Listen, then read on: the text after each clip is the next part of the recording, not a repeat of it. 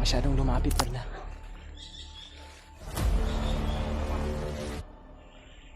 Diyan. Kumpirmado mga tol. Si Julius yung kasama nila. Yan mga tol. Si Julius mga tol. Humihiga siya.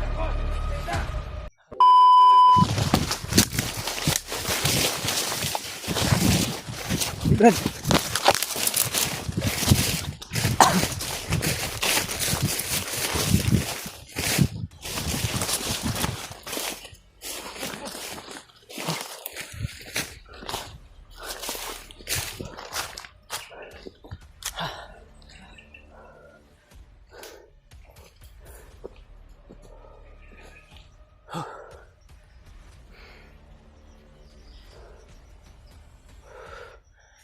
Galing kami sa Encuentro mga tol.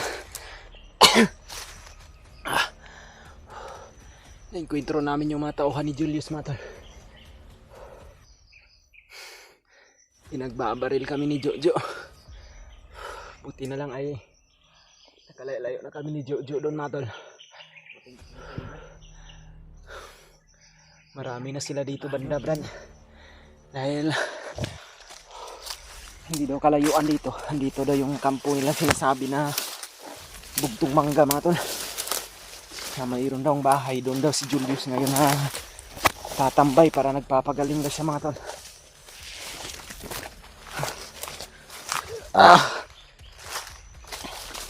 Napagod ako sa takbuhan mga tol. Hanggang doon may pinya brad. Pwede nating dalhin to. Ilaw pa man yan ba? Ilaw pa. Ilaw pa man yan. Sino ba to? Ijulot to na. Kinain ng ano? Kinain ng kuan? Kinain ng ano?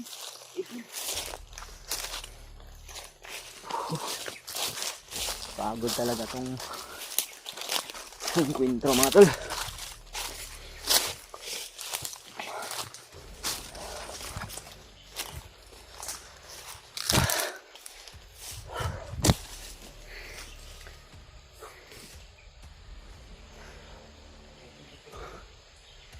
Buti na lang talaga mga tol sa ilang encuentro na napagdaanan namin ni Jojo mga tol ay hindi talaga siya na hiwalay sa akin mga tol no? Dahil lagi ko talaga siyang ginagabayan sa bawat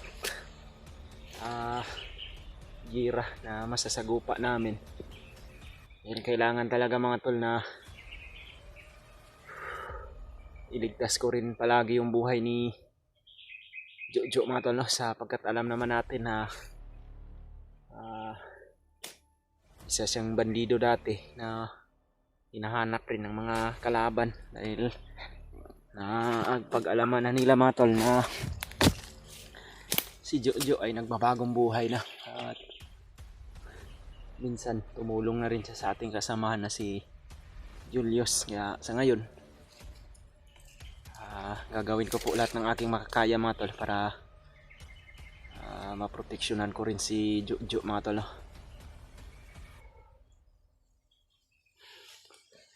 Wala kang tama brad. Meron akong tama pero anong pasgaw. Binigyan ko siya ng orasyon mga tol no? Yung orasyon lang sa para sa mga bandido lang na yung walang pula mga tol.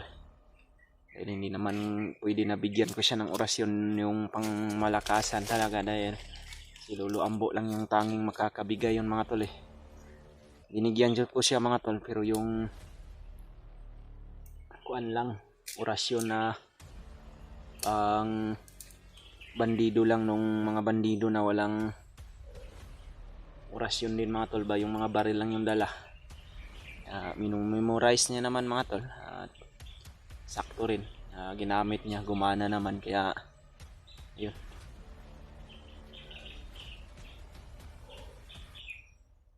Sa ngayon buddy, Brad, mag-iingat tayo sa bawat hakbang natin Brad. Kahit ano man yung mangyari, huwag kang hiwalay sa akin para hindi tayo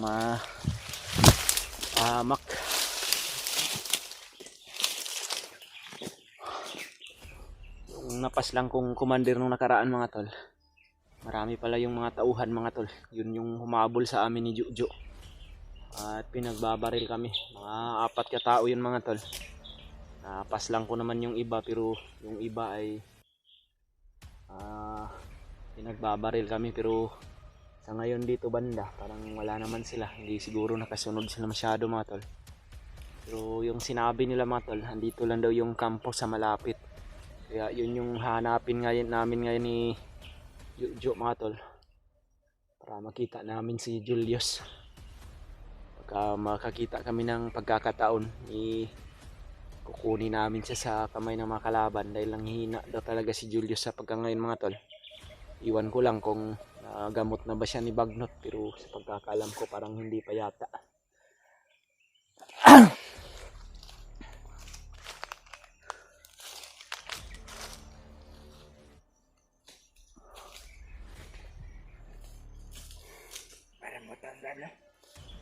Yan o, may putakti na naman doon. Malaki yung bahay. Papahinga muna tayo saglit dito, Brad. Papagod ako sa pagkuan ba.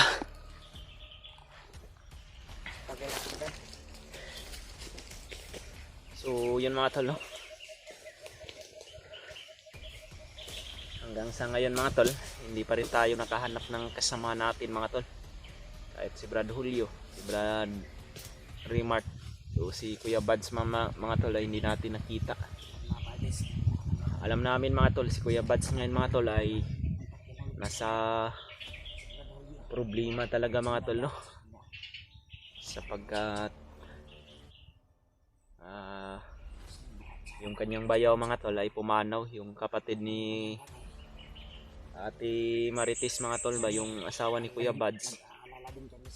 At hindi natin alam mga tol kung saan na si Kuya Buds ngayon, sapagkat wala din tayong balita mga tol, no? Dahil tiningnan ko yung upload ng kanyang channel mga tol ay wala siyang bagong upload mga tol. Simula nung hindi na siya nakita ni Brad Remart. Baka nawala lang signal, Brad. Hindi natin alam, sapagkat alam naman natin mga tol na problematic din yun si Kuya Buds pagka ngayon. Sapagkat sa sobrang hirap pa ng panahon ngayon mga tol, pumanaw pa yung kanyang bayaw. Hindi natin alam kung anong ginawa na, anong yung mga hakbang ginawa ni Kuya Buds sa pagka ngayon mga tol. Hindi natin, dahil hindi rin namin alam, dahil sapagkat wala talaga siyang upload mga tol, no? Si Brad Remart naman, tinignan namin yung kanyang mga video, may upload siya mga tol, pero mag-isa lang siya mga tol. Dahil hindi daw nakabalik si Kuya Buds dun sa kanyang inihintayan na area. Nagmamasid lang na naman daw sana yun si Kuya Buds sa paligid mga tol, pero hindi na nakabalik. Baka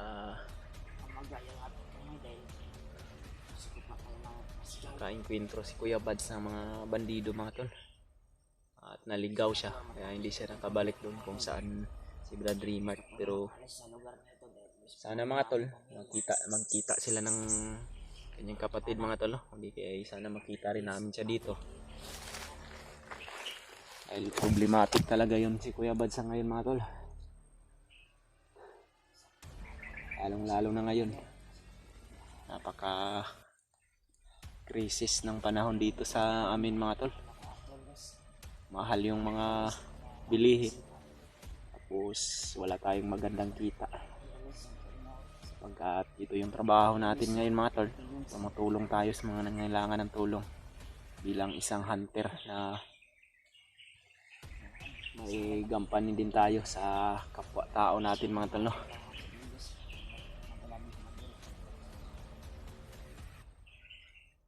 Kaya marami yung problema sa ating buhay mga tol, ay pipilitin pa rin natin na huminahon mga tol, para makapag-isip-isip tayo kung ano yung magandang plano para sa magandang resulta mga tol, no?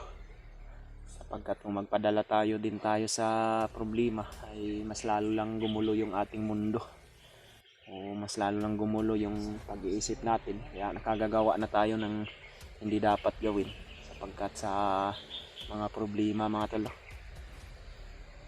Sa ngayon mga tol, patuloy pa rin kami sa misyon namin mga tol na hanapin si Brad Edward at hulihin si Brad Julius. Kasama ko pa rin si Juju mga tol. At maraming nagtatanong mga tol kung sino yung cellphone na hinahawakan ni Juju mga tol. Yung cellphone na yan mga tol ay sa katunayan yan yung cellphone ni Brad Julius mga tol, no?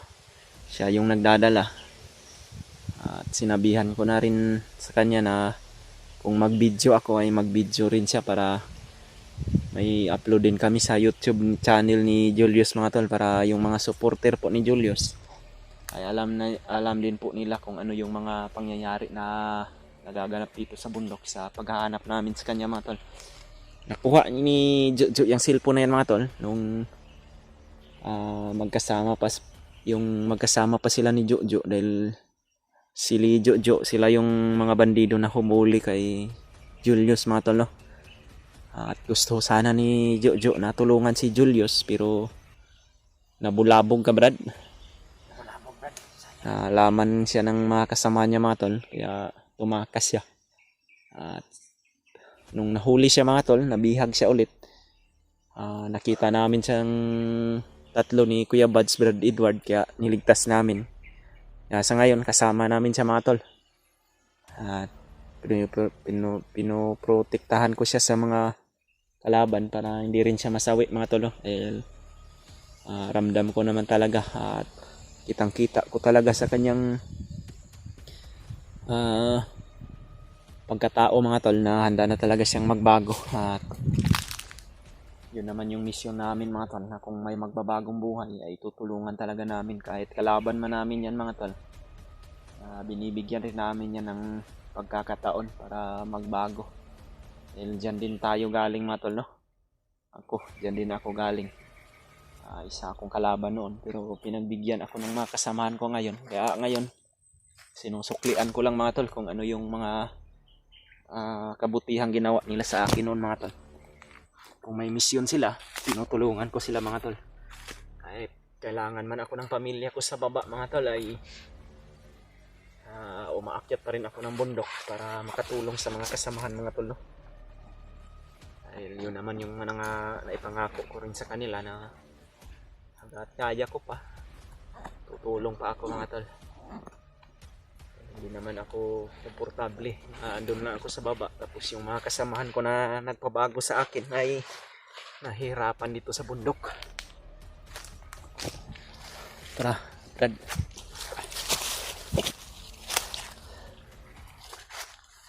Ay ka. Magtingin-tingin ka Brad kung may makakain tayo Brad.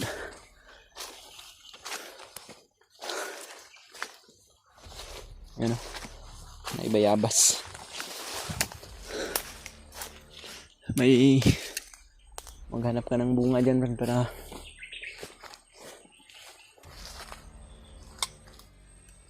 Brad.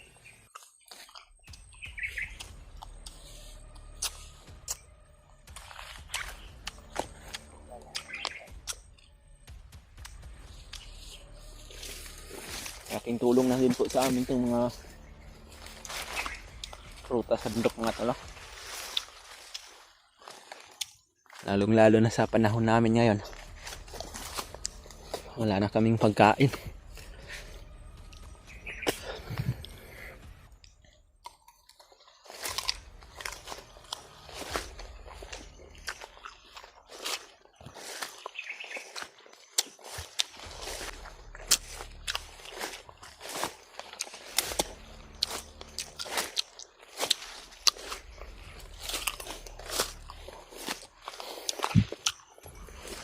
Doon kami galing kanina mga tol. Sa pagtakbo nakarating kami dito banda mga tol, no?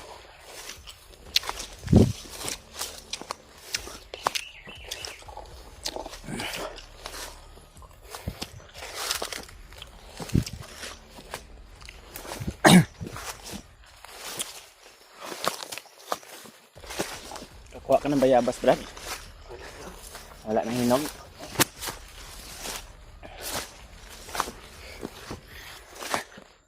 Kung makita niyo itong video na tumatol,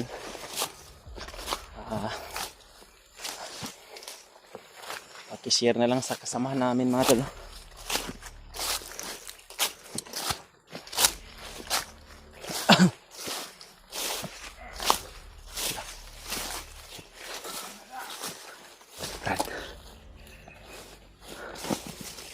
May mga busis pa.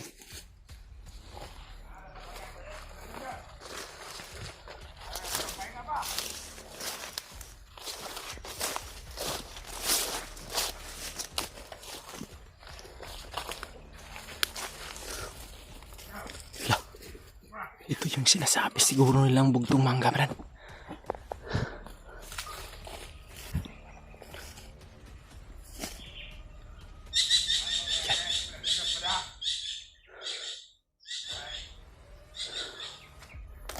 Huwag kang masyadong lumapit, Brad.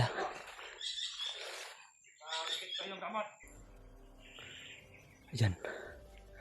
Kumpirmado mga tol.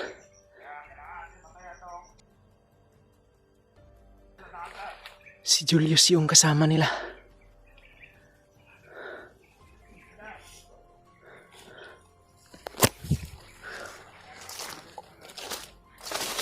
Tago ka, Brad.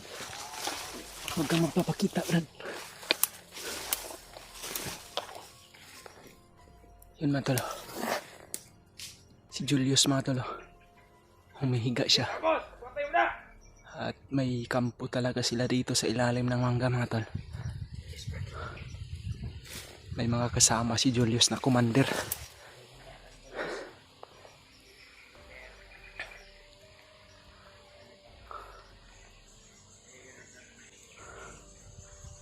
Magmasid muna tayo sa paligid, Brad. Atras tayo konti, Brad. Atras. Hindi tayo pwedeng sumugo dito.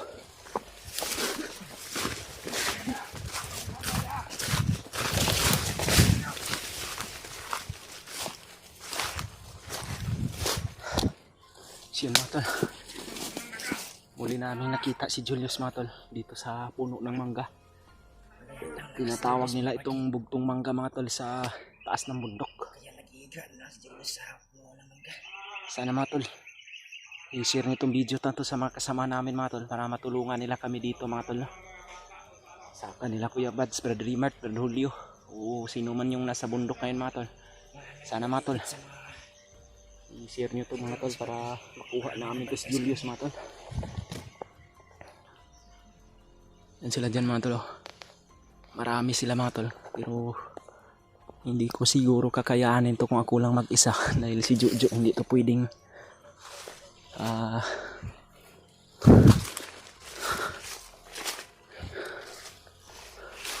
Jo,